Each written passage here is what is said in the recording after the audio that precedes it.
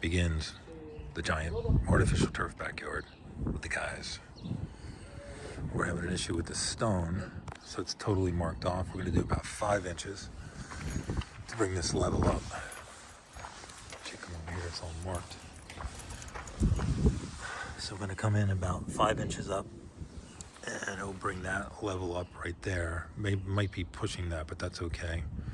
That wall has to come down eventually. This is all gonna be artificial turf, and in the center marker here is gonna be grid, true grid, which is that box right there.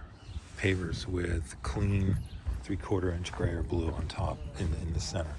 We've never done those, so I don't know how they're gonna look. Like beautiful concrete here. It's brand new. Roll up garage, beautiful backyard. So we're gonna get to this tomorrow because we gotta get the stones in here and nobody can get down that street. Welcome to South Philly. Go Birds.